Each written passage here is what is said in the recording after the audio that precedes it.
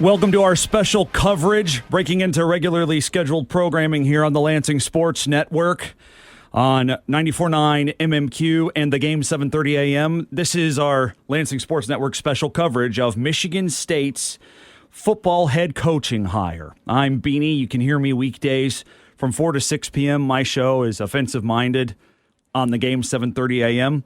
We're breaking in today because Michigan State has made it official. They have hired Jonathan Smith of Oregon State as the 26th head football coach in Michigan State history.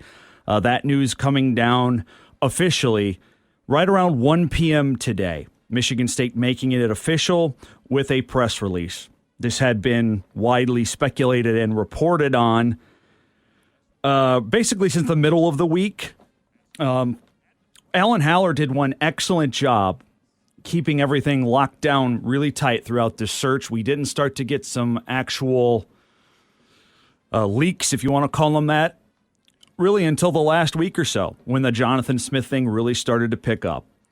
And it was reported about a week ago that he had emerged as the front runner for Michigan State.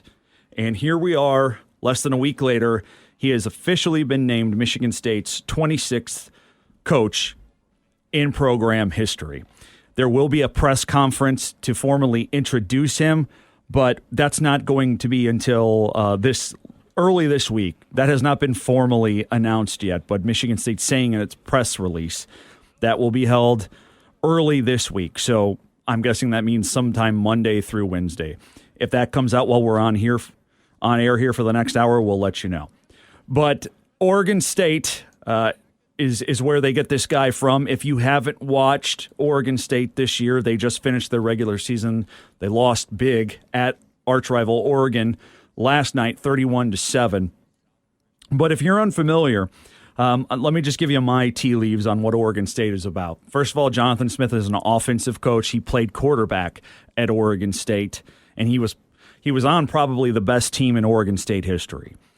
He quarterbacked, I think it was the 2000 team, to an Orange Bowl win over Notre Dame. That also had familiar names on that roster at wide receiver, specifically with the likes of Chad Ochocinco-Johnson and TJ Houshmandzadeh. Dennis Erickson was the coach. That's probably, the best team in school history. And Jonathan Smith was the quarterback then. And from there, he just gets into the coaching ranks as a GA and works his way up. Eventually, he becomes the offensive coordinator for Chris Peterson at Washington. And from there, he does a really good job helping Washington get to that one and only playoff appearance they had in 2015, 2016? I can't remember which year. But from there, his alma mater opens up. Gary Anderson, who had been at Wisconsin for a cup of coffee, was a West Coast guy. He went back to Oregon State and did terribly. 3 years at Oregon State, and they were awful, including 2 of the 3 seasons going winless in Pac-12 play. So they fired him. Oregon State brings home the prodigal son, Jonathan Smith, his first head coaching opportunity, and he was there for 6 years. And he did a hell of a job. Oregon State is not an easy place to win. Oregon State is, I think you can see why this guy would appeal to Michigan State some. They're similar dispositions. Oregon State is, again, not like a natural college football powerhouse, and they're in the shadow of a natural college football powerhouse, at least lately, with Oregon. It's very reminiscent of what Michigan State has to deal with Michigan. And I think part of what really appealed to Alan Haller and everyone else at Michigan State about Jonathan Smith is how he was able to do more with less, right? I mean, he has to go head-to-head with Oregon for every recruit, and that's not a battle he's going to win often, hardly at all. But that didn't stop him from engineering 3 straight winning seasons, and including last year a 10-win campaign, and this year they're 8-4, a chance to get to 9 with a bowl win. And they've been a very good team, and frankly, a fun team to watch. If you're unfamiliar, they play their offense is very, very exciting. And that ought to be an exciting prospect to Michigan State fans, because I think the offense Jonathan Smith runs will translate directly to the Big Ten, because it is predicated first and foremost on a big, physical, imposing offensive line. and that's his recruiting bread and butter. And he did a hell of a job at it, at getting guys, that weren't exactly high-profile recruits. So it's a run-first scheme, which I think everyone in Michigan State will appreciate. But it has this very unique combo of like a multiple passing attack. I love this offense because of how diverse it is. It's very multiple, but when you say that, sometimes people think you just mean like a traditional spread attack. No, this is about running the ball and being physical. It's a really unique attack, and I think it will translate excellently to the Big Ten. It just will require the players to make it work, to make the scheme work. I don't think they have the players to do that on the current roster. We'll get to that a little bit later on. Defensively, what is that like? What do they do on defense? Well, Oregon State's defense reminds me of sort of like a Baltimore Ravens NFL-style defense. It's very blitz heavy, but it's more about like the masking of coverages and pressure packages. There's a lot of that pre-snap fake-out stuff, which I frankly don't understand why more college defensive coordinators don't do that, because these quarterbacks in college football are not pro passers. They're not nearly as good at being disciplined and reading defenses right. I think it's a smart defense to play. I think that will translate to the Big Ten too. Again, though, everything is predicated on talent. And that's probably, I'm telling you all the good things about Jonathan Smith. The biggest question mark out there has to be this. He has no Midwest ties whatsoever. None. That's a problem, because in order to be successful anywhere, you got to get players. And to be successful at Michigan State, you got to get players specifically from Ohio. The last guy decided to just give up on that, and look what happened.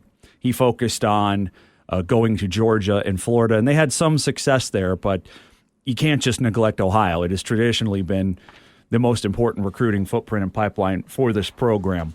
The next person here, who now we know is Jonathan Smith, is going to have to rebuild a lot of bridges that were burned by Mel Tucker and company. And I think that's a hard task for anyone to do, because Michigan State is going head-to-head with some much bigger brand names in Ohio. And it's always been that way, and it always will be. But it's going to be even harder for a guy who's, frankly, a stranger to these Ohio coaches and frankly, the entire Ohio recruiting pipeline. That's my biggest concern. I don't think I'm over-exaggerating it. I think it's a fair encapsulation that is the single greatest concern about hiring Jonathan Smith. He's never coached east of the Rocky Mountains. Maybe that's not a big deal. College football has changed, and now you can buy players. And maybe we don't know the specifics yet. We don't know how much Michigan State is paying him. We don't know how much Michigan State promised him in terms of an NIL budget or an assistant coaching staff salary pool. We don't know these things. You have to assume it's going to be at least what it was under the prior regime, which was competitive. Michigan State had the 10th best assistant coaching pool salary in the country, and second in the Big Ten only to Ohio State. NIL is way more nebulous. It's harder to read. But the last guy complained that they didn't do enough there. But to be fair, have you ever heard a college football coach say that they have enough in terms of NIL? None of them say that.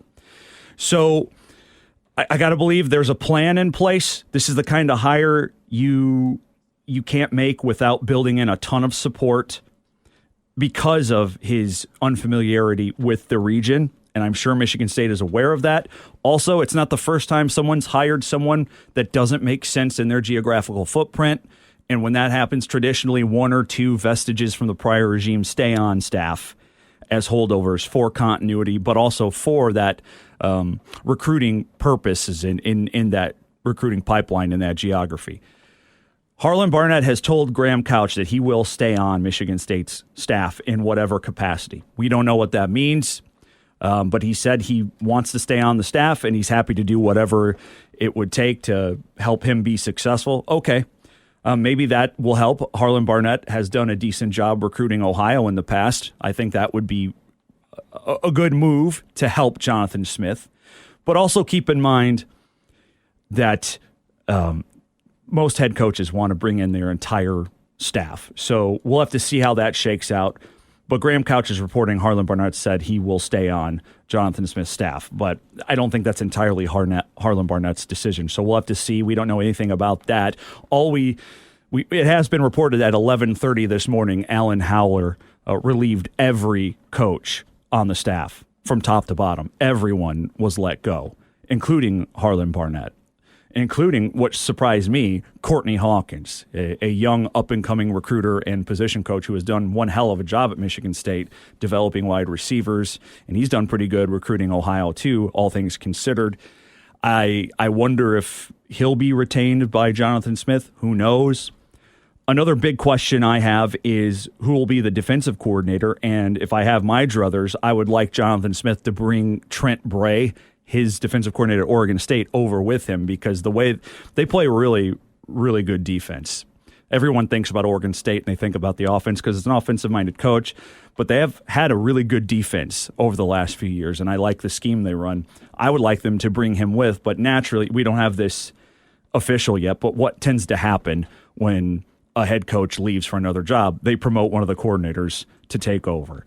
So we'll see. Will Michigan State be able to pay that guy enough to get him to leave Oregon State, which will probably pay him more as a head coach, right, than Michigan State would as a defensive coordinator? Don't know. It'd be nice, but we'll see. All of that still has to shake out a little bit. Other things to consider are, aside from things that we can't account for, like how much is he going to be paid?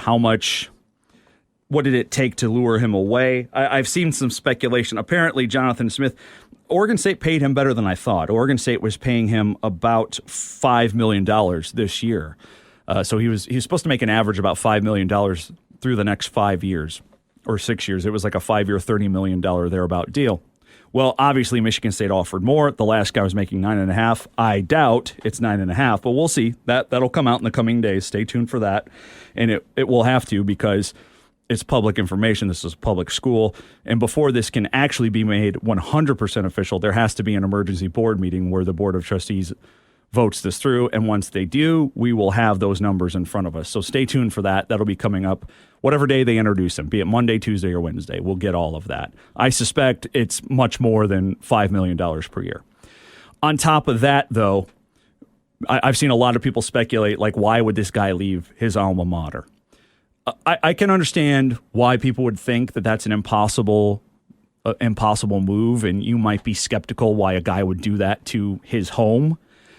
But you have to remember a couple of things. One, college football is a business, first and foremost. It may not mean that to you because you have a very personal relationship with the school and team.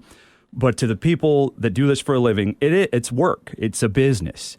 And with that in mind, obviously, you're going to be listening to higher bidders. But most importantly in this situation is this. If Jonathan Smith wants to be a serious college football coach, he had to leave Oregon State.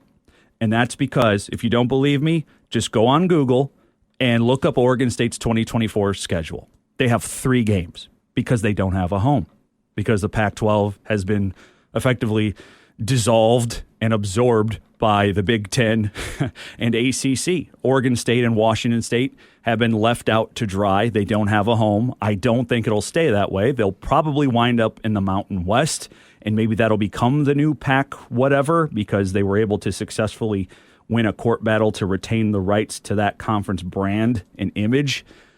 Regardless, the point is, it's an economic issue. Oregon State overnight will go from a TV revenue sharing check from this last season of the Pac-12 that was somewhere in like the $35 million range to, in the Mountain West this year, it was $3 million per school.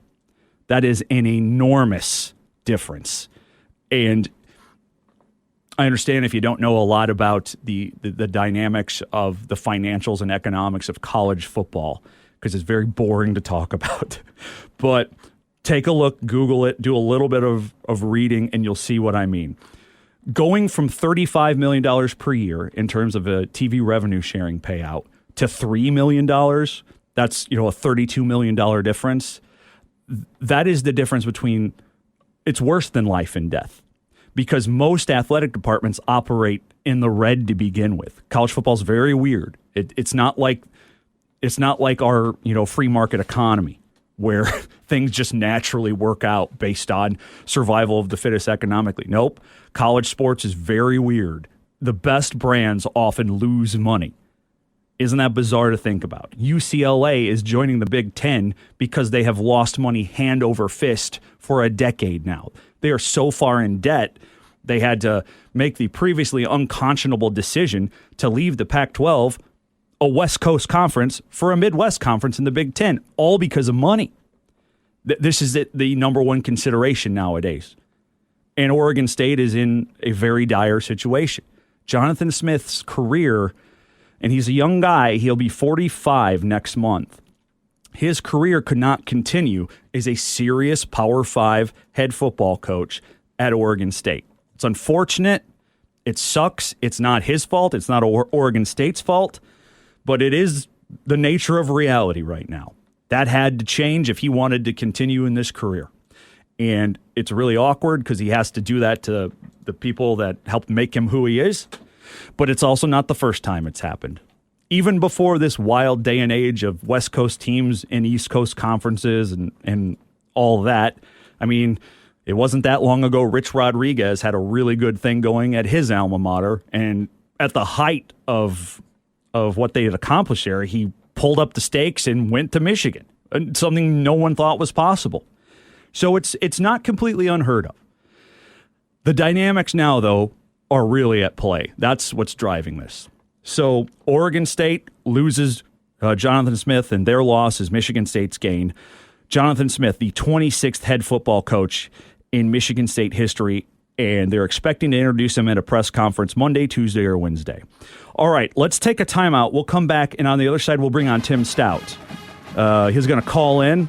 We'll pick his brain on it and get his reaction to Michigan State's new head football coach, Jonathan Smith. Stay with us for continuing live coverage of Michigan State's hire of Jonathan Smith as its 26th football coach in program history.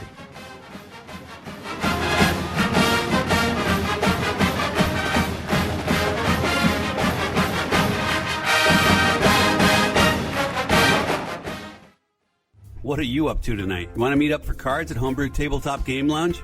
At Homebrew, you can unwind and hang out with family and friends. From euchre, chess, and Catan to all the latest hobby games, let your worries slip away while you instead worry about whose turn it is or who's winning. Homebrew is the place for game night where no one has to clean the house, plan the snacks, or even bring the games. Homebrew Tabletop Game Lounge is located on North Bridge Street in Grand Ledge, above Arms and Numbers. Now, if you'll excuse me, it's my turn. Let's play. Visit the station's website now for half-off gift certificates to Homebrew Tabletop Game Lounge. With Black Friday appliance savings all month long at the Home Depot, we're making the holidays merrier by making holiday hosting easier with our lowest prices of the year on Whirlpool kitchen appliances. Get everything you need to store all your holiday favorites. Dinner's ready. And the leftovers. With top brand kitchen appliances at a great value. Final days to save up to $2,300 on select kitchen packages, including top brands like Whirlpool with Black Friday savings at the Home Depot. How doers get more done. Ends November 29th.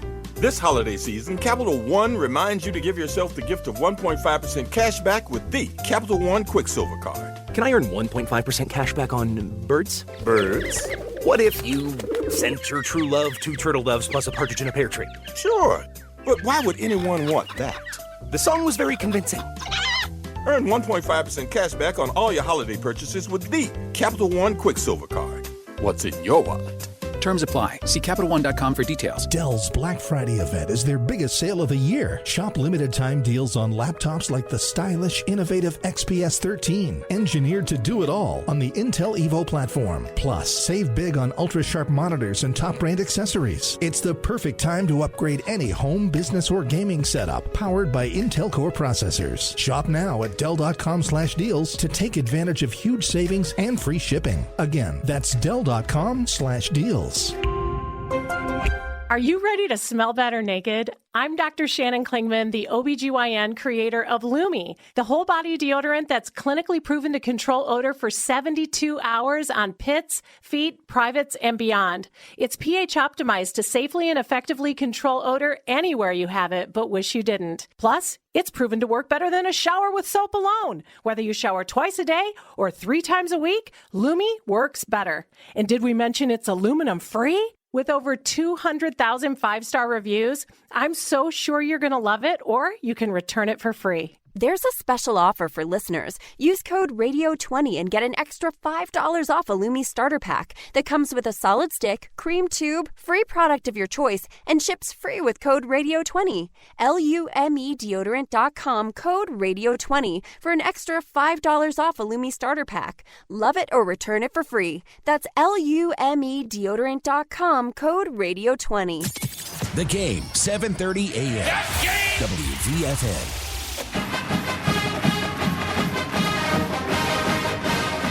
And welcome back to our special coverage here on the Lansing Sports Network of Michigan State hiring Jonathan Smith, formerly of Oregon State, as the 26th head football coach in program history. I'm Beanie. You can hear me weekdays on the Game, 7:30 a.m. from 4 to 6 p.m. Offensive-minded. Brock Palmbush here from Stout On Sports, doing the Lord's work, keeping us on air, helping us get this out to you across these Lansing Sports Network stations. Didn't expect to be here for this. This is kind of a deal. And we will. And for those listening to the state high school football championships, we will get to the Division VI championship game, which is going to start here in about half hour, 40 minutes. So we'll get to that. Yeah, we'll go till 5 o'clock here on Classic Rock 94.9 MMQ and the Game, 7:30 a.m. But yeah, I had a feeling it would happen like this because both teams, Michigan State and Oregon State, ended their regular seasons on Friday night last night. Did you think it would happen today?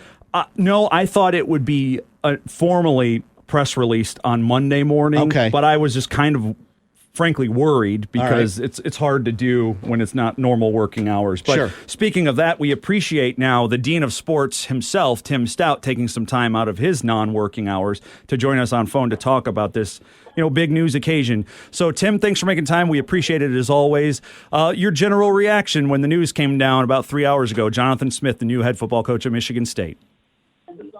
Well, it's clear they're trying to salvage a recruiting class, and it's clear they're trying to salvage whatever they can.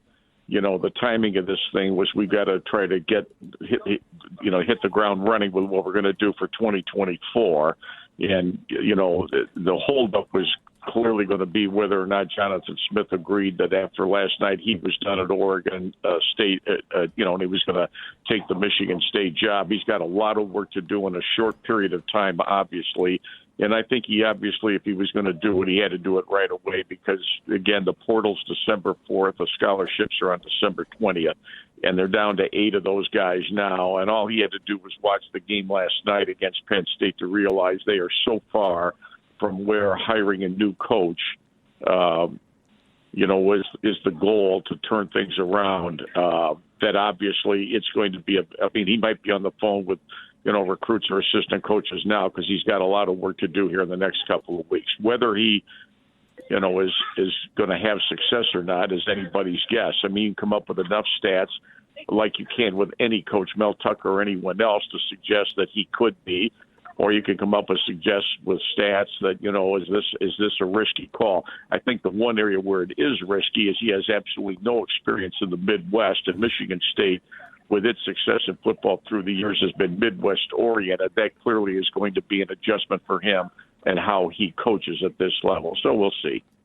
Do you think he was the top guy? I know that's been reported for the last week here, but are you surprised by the hire, and do you think they got who they wanted?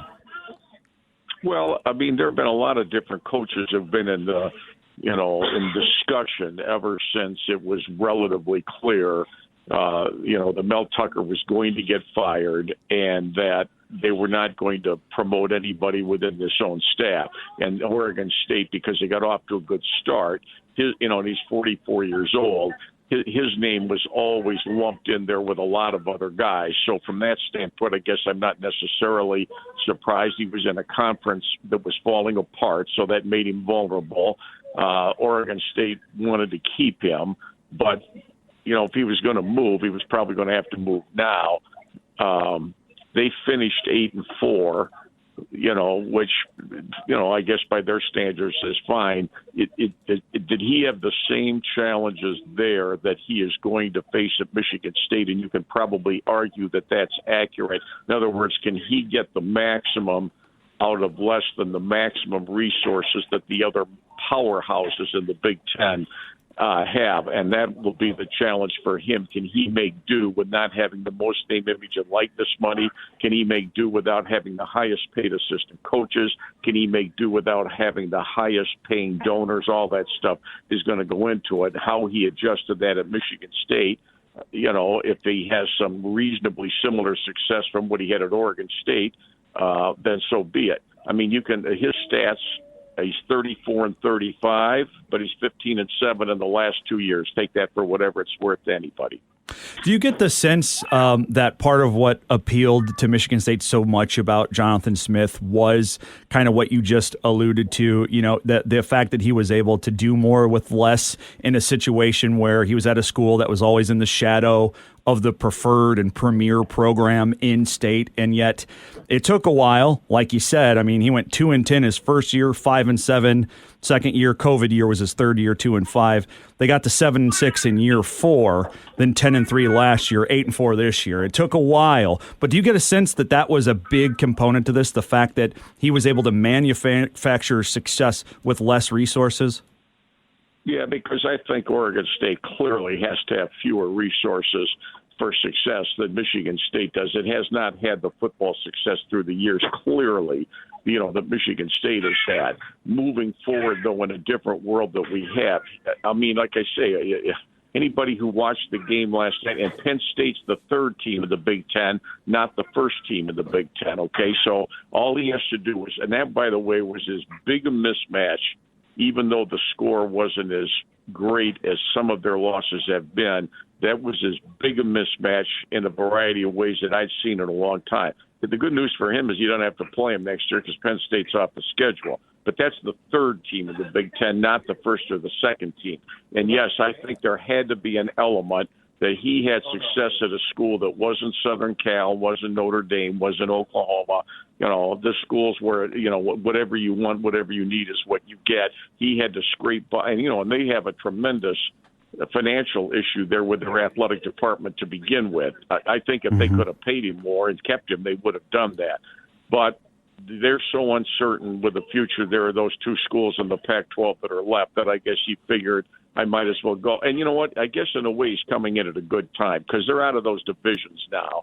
And not that they're going to finish in the top 2 out of 18, but you're getting Michigan State when they're almost, and I mean almost, at rock bottom. I mean, I've seen some despair here at the end of football seasons through the years, and I've seen teams worse than this one.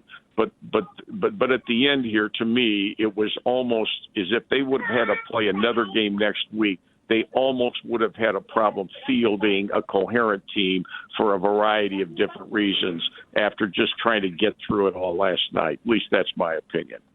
I also wanted to pick your brain on this. Tim Stout, by the way, joining us, Stout on Sports, weekdays on the game, 7:30 a.m., 10 a.m. to 1 p.m.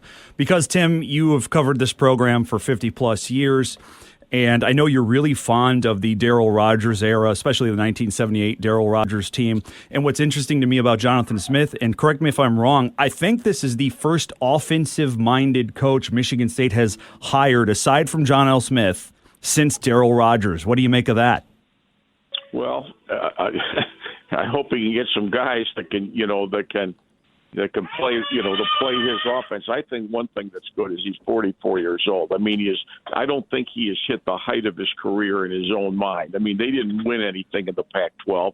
They competed in the Pac-12. But if you watched them last night, State plays at Oregon next year. He had an 8-4 team. State's 4-8. He got beat 31-7. Yep. So to me, the first message he's going to have to send to Michigan State people is, don't expect miracles overnight from where this team is.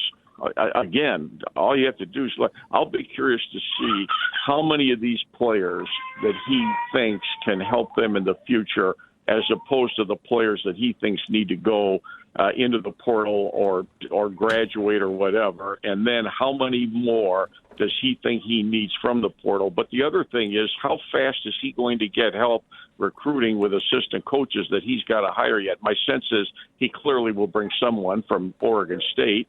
Whether those are coordinators or not, I don't know. Whether he holds over anybody off the Michigan State staff, I don't know that either. And I'm not convinced necessarily that it's a bad thing if he absolutely cleans house of everybody and totally starts over fresh. That doesn't mean any of those guys that have been there aren't nice guys and they're loyal and all that, but they need a makeover. And if he doesn't retain any of them in any way, I can fully understand that too.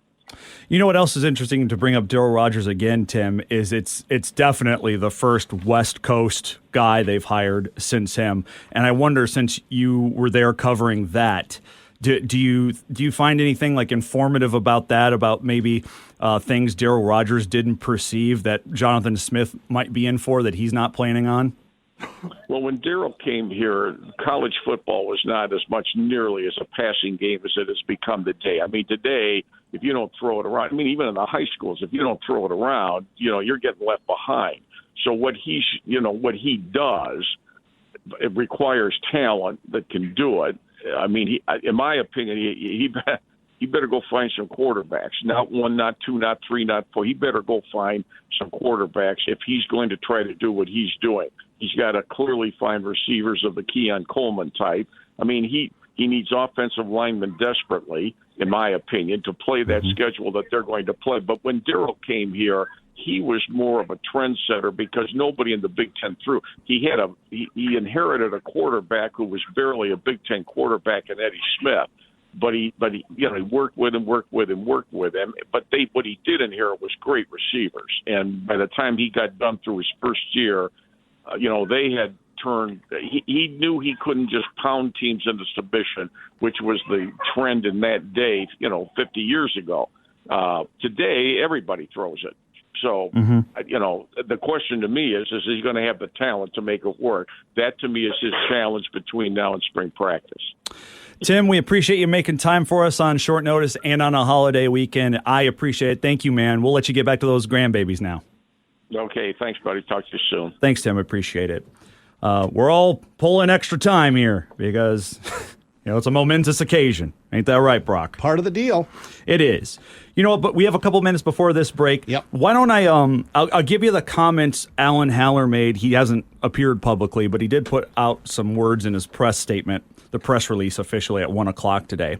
Quote, "Today is an exciting day for Michigan State as we welcome Jonathan Smith, his wife Candace, and children Robert, Bella, and Charles to the Spartan family.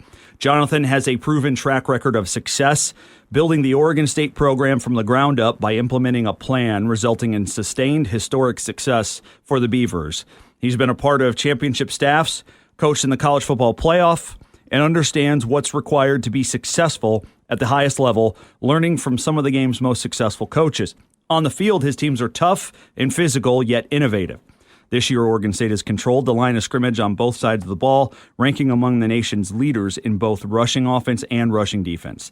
He's shown not only the ability to recruit talented student athletes who fit his system, but also to develop and maximize players once they're in the program. At his core, he's a quarterbacks coach, and throughout his career, he's been instrumental in the development of young quarterbacks, which is essential in today's college football landscape." There's more. You can check that out if you want. You can find it online anywhere. MSUSpartans.com, too, has the full release. You can read the full comments there. But look, I guess it's not a surprise because over the last week, this kind of emerged in the media, finally got some leaks. Alan Haller did a good job keeping things really buttoned up. But so it's not a surprise within the context of the last few days. But I still am kind of surprised, like we talked about with Tim, that Michigan State hired an offensive-minded coach because that's just not the program's DNA, and hired not only someone from the West Coast, which, like we said with Tim, hasn't happened since the 70s with Darryl Rogers, but someone from the West Coast with no Midwest exposure, none. And those are, I think, there are some concerns about that, and I think that's well warranted. That's some serious stuff. All right, let's hit this break. And we have one more after this, I think, Brock? Okay. So let's go to break here. On the other side, we'll get more into this. We got some more angles to talk about. And still coming up before we get out today, Chris Solari, the MSU beat writer for the Detroit Free Press. We'll bring him on. and pick his brain on it as well. Stay with us. It's continuing live coverage here on the Lansing Sports Network. The game, 7:30 a.m. in Classic Rock 94.9 MMQ, of Michigan State hiring Jonathan Smith as the 26th head football coach in program history. We're back after these words. Have you heard? The Xfinity Mobile Black Friday sale is on now. Don't miss out on a free line of unlimited for 2 years when you switch to Xfinity Internet. That's over $1,000 in savings. Plus, see how to get up to $800 off an eligible 5G phone. Join the millions who have switched to one of the fastest growing mobile services. Now through December 5th, new customers can get a free line of unlimited intro mobile for 2 years with Xfinity Fast Internet. Plus, see how you can save even more with up to $800 off the latest 5G phones. It's your chance to get connected to the fastest mobile service with 5G cellular and millions of Wi-Fi hotspots. This offer won't last. Go to Xfinity.com/Black Friday sale, call 1-800-XFINITY, or visit a store today. Restrictions apply. Taxes and fees extra and subject to change. After promo, regular rates apply to service and devices. Actual internet speeds vary. Xfinity Mobile requires Xfinity Internet. Reduced mobile speeds after 20 gigabytes of usage. Data thresholds may vary. Hey there, everybody. This is Joe Hanks from the Sundance Stores. How about fall? Fall's coming. It's real nice, and you got the holidays coming in, and that puts everybody in a good mood. And if you want to save some money, you want to look us up at Sundance with a large selection of over 1,600 used cars to choose from. How about a 23 Toyota with only 3,000 miles on it? $445 a month with tax included. How about a Mustang for $348 a month with tax included? Look us up at 1-800-SUNDANCE.com. See what you like. What do you got, Tara? Here's a brand new Buick Encore GX with a couple $1,000 down. That's $288 a month. We're open 7 days a week at Sundance, serving you 1.9% interest rates on brand new vehicles. We've got payments that can defer past the first of the year or a little bit longer. You got to call Sundance. There's some extra additional savings for you. 7 days a week on brand new vehicles. We honor all GM discounts, all makes and models. We've got brand new vehicles coming in daily at Sundance. If we don't have it right on the ground, we'll order it for you. Sundance, with over 1,500 used cars and trucks to choose from. We want to earn your business 7 days a week. Sundance, come see us. You should be driving a Kia from Kia of Lansing and Kia of Jackson. This message goes out to all the great people in the state of Michigan who are looking for a new car and just tired of getting the runaround. Well, at Kia of Lansing and Kia of Jackson, we're going to make it real easy for you. First off, everybody gets $3,000 minimum for their old trade-in. No ifs, ands, or buts. Second off, we have new cars to sell. They're available to test drive and available to buy. And third, we have great interest rates like a 2023 Kia Soul or Kia Forte 2.9% APR, because I'm Skip Young and you know I want to see ya in a Kia. You should be driving a Kia from Kia of Lansing and Kia of Jackson. Kia of Lansing on South Pennsylvania Avenue and Kia Jackson on Page Avenue across from Menards. Trade offer requires new vehicle purchase. $2,209 per month per $1,000 borrowed for 48 months at 2.9 APR with approved credit. Expires Monday. TheKiaGiant.com. To everyone who wants to treat the family to a meal made just for you, let our team member Arish share what makes Culver's special. We know the best meals are the ones shared with the people you love. It's why we handcraft our Wisconsin classics, so there's a favorite for everyone. Like our cooked-to-order butter burgers and our real Wisconsin cheese curds. And there's no better way to treat yourself than our creamy, fresh, frozen custard. I put the same care into your meal that I would for my own family. Come to Culver's for a meal made the Wisconsin way. From Wisconsin with love. Welcome to Delicious. To everyone who craves a handcrafted treat, let our team member Sephora tell you about a Culver's favorite. We make our thick and creamy fresh frozen custard in small batches all throughout the day. And we mean all day, every day. From our supremely rich shakes and concrete mixers to our freshly scooped dishes and cones, we handcraft every bite to pure perfection. Making you a sweet treat with care is the best part of my day. Come to Culver's and get a taste of our fresh frozen custard. From Wisconsin with love. Welcome to Delicious. You'll propose to her on that family trip in front of everyone. Brilliant. I know. The trip is only a month away. But I don't have a ring. Luckily, there's GageDiamonds.com with engagement rings in every style, certified natural diamonds, lab-grown diamonds, and moissanites. Can I finance it? Gage lets you buy the ring today and pay for it over time with our no credit needed financing. Brilliant. GageDiamonds.com. We're engagement's middle name. 25% off site-wide with code BFCM from November 11th to 28th. Exclusions apply. Lansing Sports Leader, the game, 7:30 a.m. Welcome back to our special live coverage here, interrupting regularly scheduled programming across the Lansing Sports Network on Classic Rock 94.9 MMQ and the game 7:30 a.m. as we cover this breaking story. Michigan State just hours ago formally naming Jonathan Smith of Oregon State the 26th head football coach in Michigan State history. But speaking of that regularly scheduled programming, specifically for the game 7:30 a.m. Yeah, here on WVFN, the game we interrupted the Division IV championship game between Harper Woods and Grand Rapids South Christian, and it went down to the last play, and Harper Woods won it 33-27. Harper Woods got a stop in the final, literally on the last play of the game to stop South Christian. So Harper Woods, their first ever state title in football. They're the Division IV state champions. The Division VI championship is going to start after 5 o'clock. We will join that. We will join the start of that broadcast. It will be after 5 o'clock. This is not something we normally do here on the game 7:30 a.m. and Classic Rock 94.9 MMQ, but it's not every day that you get a new head football coach either. Right. It's a big deal when a Big Ten program, especially one with this kind of history and this kind of success over the years, although not lately, makes a hire and changes a very out notable regimes. one. Mm-hmm. It's a big deal. Well, you didn't. Michigan State did not get Urban Meyer like you and a lot of other people wanted. Yes. So your initial, your thoughts on getting Jonathan Smith, obviously an accomplished coach, has done a very good job at his alma mater. I forgot he was a quarterback a generation ago. On that Dennis Erickson team that beat Notre Dame in the Orange Bowl. That's right. Yeah. TJ Hushmanzada, Chad Ocho Johnson, or Ocho Cinco Johnson. Yeah. Yeah. I forgot about that. I think he played with that. Remember that great running back they had, Ken Simonton? Yes. He was one heck of a player. Yeah. That was a loaded offense. That was a very good offense. And you showed me the picture from late last night of the Oregon Duck and the Oregon State Beaver mascots hugging it out. And it was not a fake thing. It was actually sad because it's because it's very possible those two schools won't play each other again in football, and that's a shame. It is. Again, the changes in college football, although good economically, have eroded tradition in a very devastating way. Not just there either. Mm-hmm. You know, we're losing Oklahoma State, Bedlam, which is a shame. That is a shame. Although Washington State, they're going to continue the Apple Cup until the end of this decade, and then they'll worry about it later in the decade. Times are changing, man. That's the part that's too bad, because the rivalries. I mean, we just saw the Michigan-Ohio State game today. You know, speaking of that sad picture of the duck and the beaver hugging it out. Just go on social media, folks. You'll find it. It is really sad. And I give them both credit for doing that, because it was a nice gesture. But you know what? Did you see what Oregon did before the game? The game was at Autzen.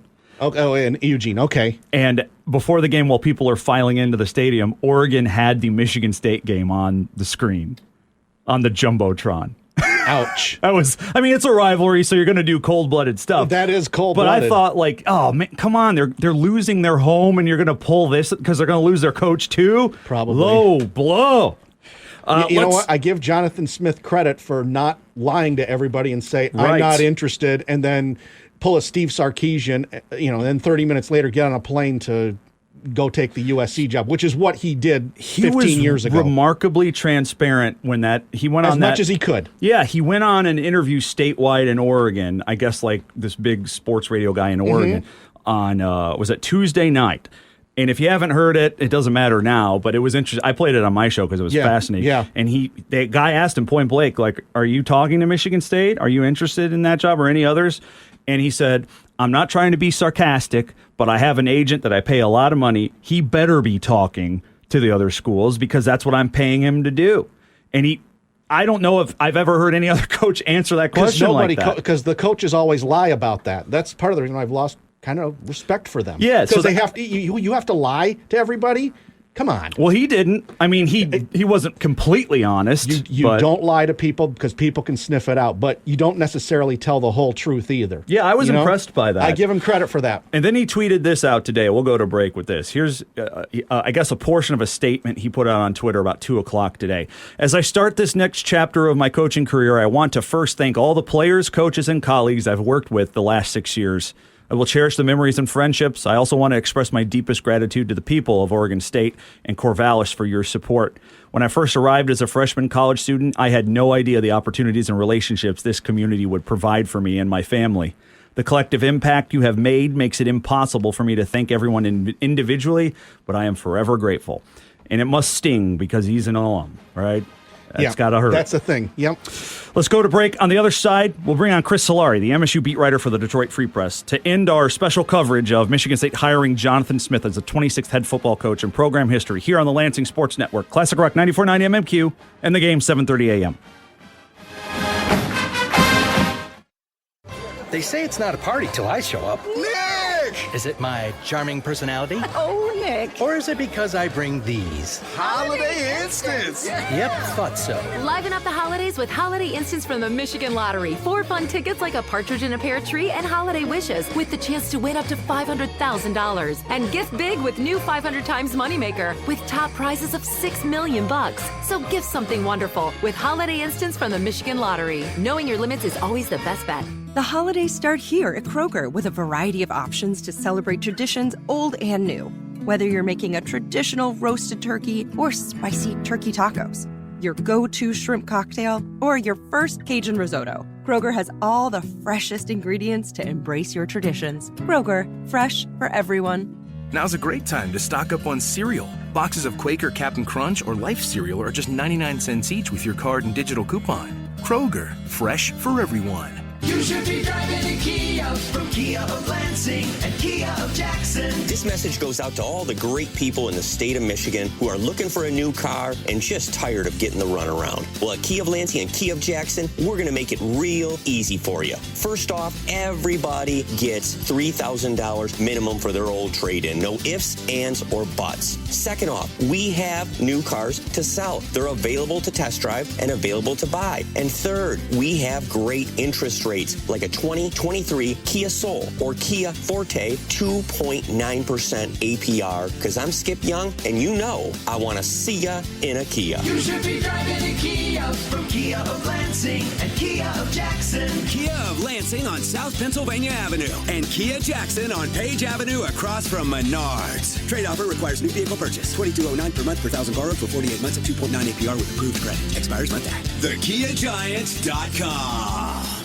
To everyone who wants to treat the family to a meal made just for you, let our team member Arish share what makes Culver's special. We know the best meals are the ones shared with the people you love. It's why we handcraft our Wisconsin classics, so there's a favorite for everyone. Like our cooked-to-order butter burgers and our real Wisconsin cheese curds. And there's no better way to treat yourself than our creamy, fresh, frozen custard. I put the same care into your meal that I would for my own family. Come to Culver's for a meal made the Wisconsin way. From Wisconsin with love.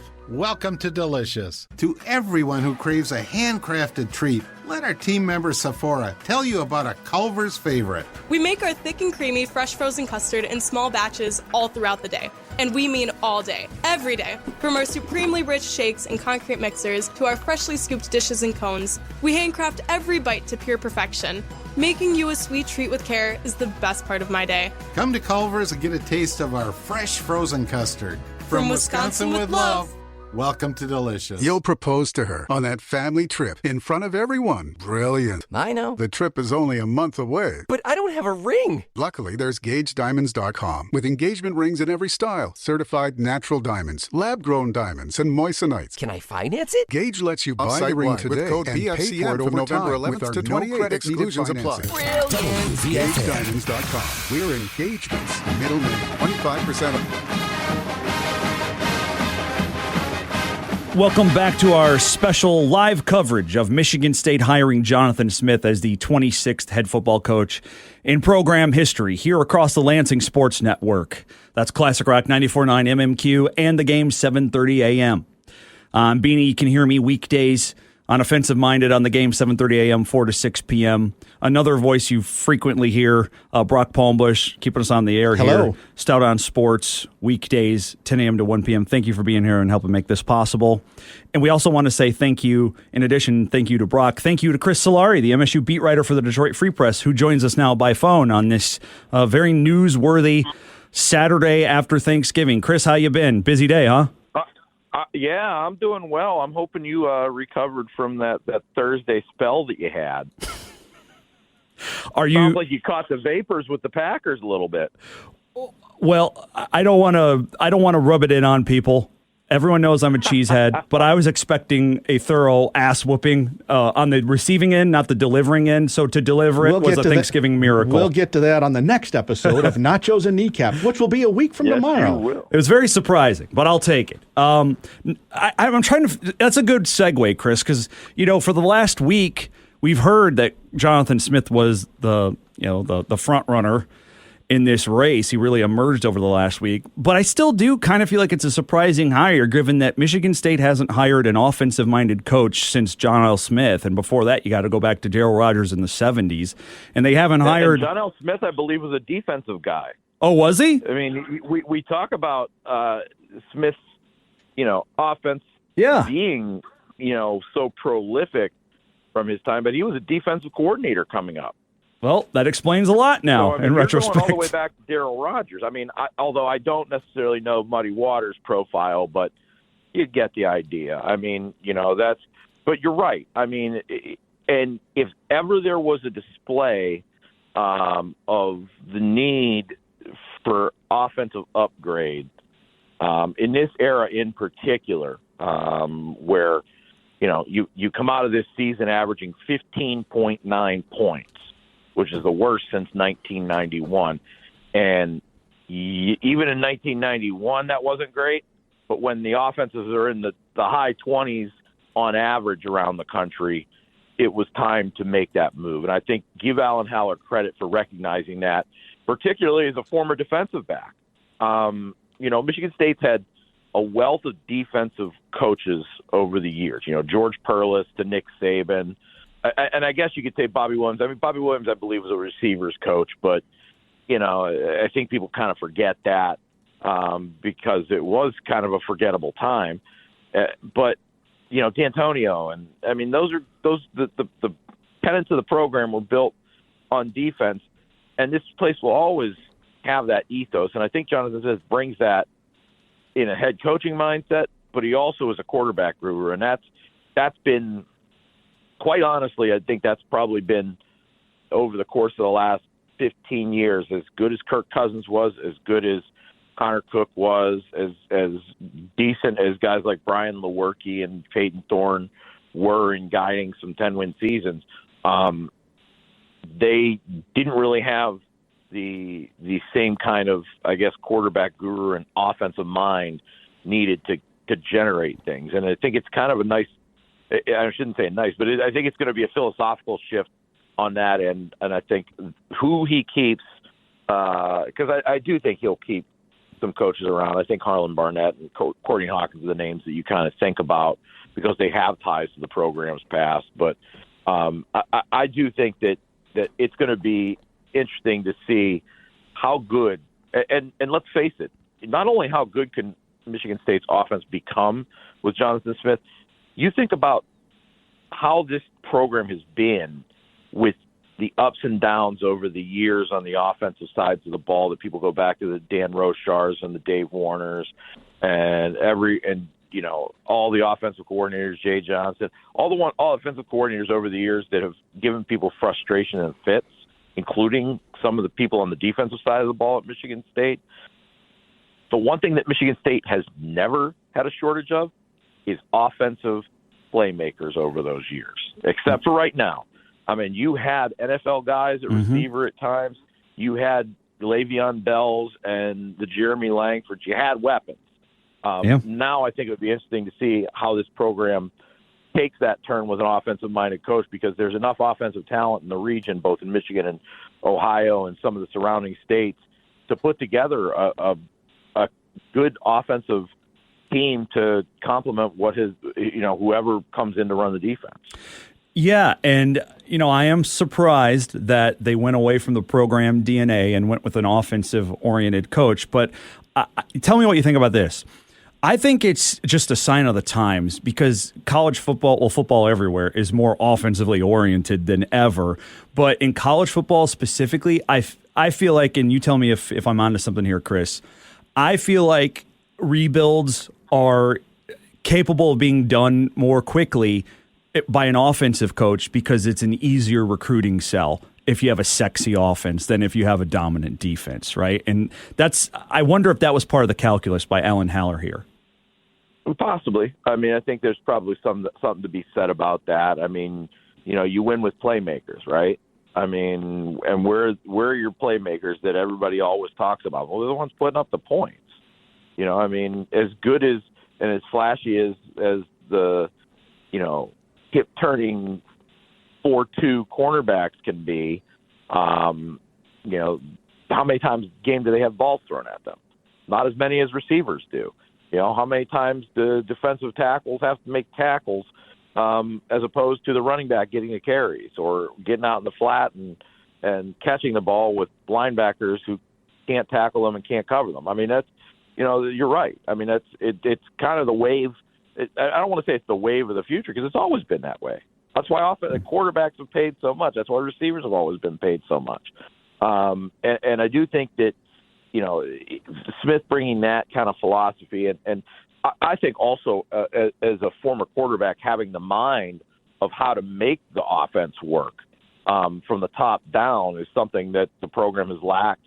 It goes back to Mark Antonio when in between offensive coordinators or with frustration said, I don't have a Rolodex of offensive guys. Well, Jonathan Smith should as a quarterback. In that Rolodex, who's in that Rolodex? TJ Hushmanzada and Chad Ochocinco. Mm-hmm. His college receivers. He's played with dudes that are dudes. That's why I think that, a guy like Courtney Hawkins, who was a contemporary of some of those guys, maybe a little bit longer in the tooth in his playing days than Ochocinco and Hushamama. That's the Steelers fan in me coming out. But I think that he's a guy that's going to have some connections, and it's going to be. They got to get the run game going. They got to get the offensive line going again because it was a boys against men game on Friday. It was. I had a line in my story that I cut out because it kind of felt like piling on a little bit. But one of those teams on Friday night looked like they should have been playing on Thursday in the NFL game, and the other one looked like they should have been in bed getting rest for the Division VIII state finals today. Yeah. No, I think it's fair. Chris, before we move on, I have a couple more things, but I wanted to hit the news on this first because your colleague Graham Couch reported Harlan Barnett told him today that he's, quote unquote, possibly staying on staff with Smith. But isn't that Jonathan Smith's decision? It is. But listen, this has been brewing and known inside the football building that it's happening since at least Tuesday or Wednesday. This wasn't a secret by any means, and people knew it got out, but the contract wasn't finalized really until today or last night before the games. I heard a rumor that Smith had told his players before they played that it was going to be his last game in Corvallis, even though they played in Eugene. But I believe those conversations have already been had. It might have been Harlan initially speaking out of turn a little bit. But I think it's important. And just Graham pointed out, and we've talked about it, and it's something that I pointed out a year or two ago. The lack of Ohio players in Michigan State's program since Mark D'Antonio left is alarming because, and that ultimately, from a football standpoint, is Mel Tucker's undoing, which is stunning as a guy who grew up and played high school football in Cleveland. I don't know if he went to Wisconsin. I don't know if he had an aversion to Ohio guys because of that, but that has been the cardinal staple of Michigan State teams for years. Getting the hungry Ohio guys, trying to pry a few of the top end guys away from Ohio State, Michigan sometimes from down there, getting those second tier guys that become stars in the MAC, then move on to the NFL. Don't go to a MAC school in Ohio. Come up here and play against Ohio State and Michigan. That was what Mark D'Antonio thrived on. But Harlan Barnett is a guy who is from Cincinnati and has recruited Ohio his entire career. Those kind of connections, and I think that he came back with Tucker in 2020. Those connections were important, but for some reason, the top of the food chain didn't chase those guys during Tucker's tenure. That's a philosophical change that needs to make. And I think if Courtney Hawkins stays on staff, you're talking about a guy who has been a high school head coach and athletic director and knows everybody in the high school realm and hallways in Michigan. So, and you got a coach that's never coached west of the or east of the Mississippi, and Jonathan Smith. And I think good, solid head coaches understand and recognize what is our blueprint, what is our area. Harlan Barnett talked about that after the game last night, that you got to have. He went back to the D'Antonio Mines set, and in terms of the Tier 1. I mean, the Tier 1 recruiting, Michigan, Ohio, Illinois, Indiana, and Pennsylvania. The same philosophy that Tom Izzo built his program on. There's talent in the region. You have to sometimes fight and scratch and claw with Ohio State, Michigan, Notre Dame for them, and sometimes some of the other Big Ten schools. But if you identify it, as D'Antonio has shown, you can create Michigan State into a winning top-tier Big Ten program. It's going to be a lot tougher with the West Coast teams coming in, which I think is another benefit to having a guy who's coached against the 4 teams coming into the Big Ten and understands the West Coast philosophy in some ways. So it is going to be an interesting time. I really think it's a good hire by all accounts on the type of coach that Smith is, but I think also his pedigree on the offensive side and his background on the West Coast with the Big Ten expanding out there is a good timing and a good fit. What do you make of the hire, given the concern over what we just talked about, the lack of Midwest experience recruiting and otherwise? To me, it seems like this is a low floor but high ceiling move, whereas like Mike Elko was the opposite, right? Mike Elko felt like a high floor, lower ceiling. Maybe that's just my interpretation, but do you think that's fair? Maybe. I mean, it's possible. I heard Elko had actually pulled out of the race before Thanksgiving because he pretty much knew that Smith was getting the job. But I do also think that, Elko's a defensive guy. You followed that blueprint for so long and you got so far. I think the biggest thing that the Michigan State, there's 2 things I think that are important for this hire. One, is he a genuine person, a good and genuine person? I had some people reach out to me about that, and by all accounts, Jonathan Smith seems like that. And 2, can he coach ball? Because I don't feel like the last head coach had either of those qualities or traits from an program overseer standpoint. Mel Tucker might have been a great defensive backs coach. He might have been a great football guy, but in terms of program overseer and the other aspects of the personalities, there wasn't enough due diligence on that. And the parameters, I think, constrained what Michigan State had to do when Luke Fickell pulled out of that job back in 2020. But this search had time. This search had Alan Howard leading it for the first time rather than being part of a big committee. I mean, he had qualities that he wanted that I feel like those were the 2 big ones, and I think he got them. I think I think the important thing here is he's the one that was making a decision, and he's proven thus far, between the volleyball and the hockey and some of the smaller sports with hires he's made, that he has an idea and blueprint of what he needs and wants from Michigan State coaches. I think he's pretty much found a lot of those traits in Jonathan Smith. Yeah, I agree with that. I just wonder if you have any of the concerns or you see the validity in the concerns for it's not fair to be worried about the guy because he shares the same first and last name as a disaster hire here. I understand why people feel that way. It isn't fair to him, but also it's fair that those people have PTSD. There's that, but also it's not his name that gets me a little concerned.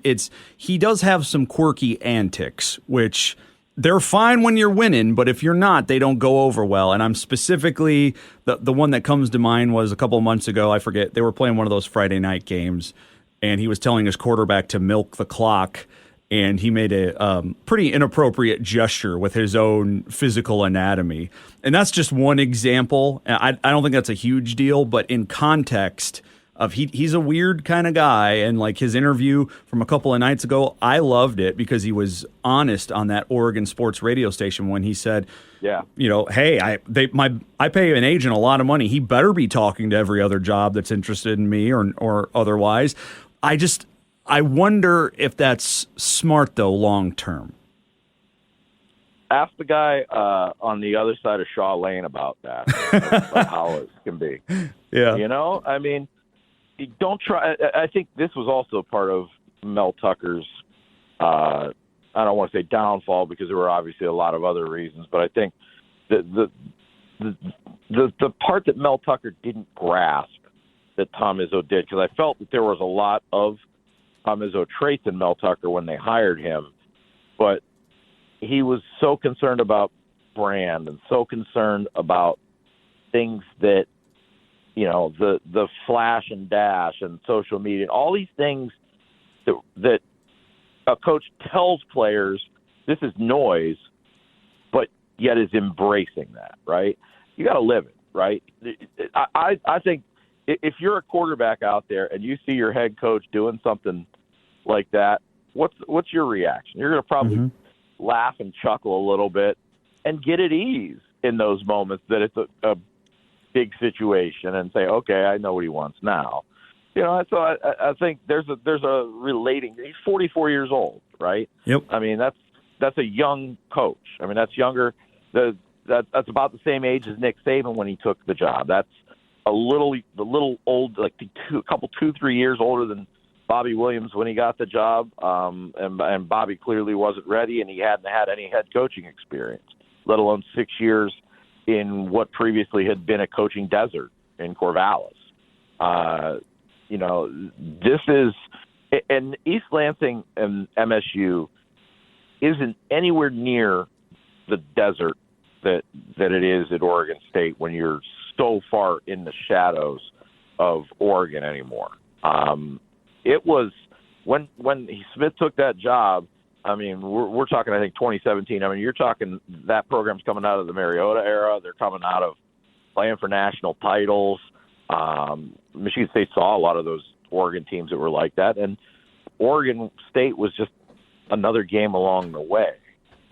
He changed that. He changed that in his 6-7 years there as a program alum. So I think he understands the nature of rivalries. He might have struggled in that rivalry, but anybody's going to struggle at Corvallis to try and get high-end players because there's not an Ohio next door. Sure. Right? There's not the talent in that region that there is in the upper Midwest that Michigan State has shown the ability to compete with. And a program in Michigan State that's should be a perennial top 25 or better program. He's got resources. He's got talent. He's got coaching chops. Now he's got to prove it. He's Chris Solari, the MSU beat writer for the Free Press. Hey, thank you for your time on a holiday weekend and on short notice, man. We really appreciate it. All right, bro. Take care. You too. And that'll do it for our special coverage here across the Lansing Sports Network. Classic Rock 94.9 MMQ and the game 7:30 a.m.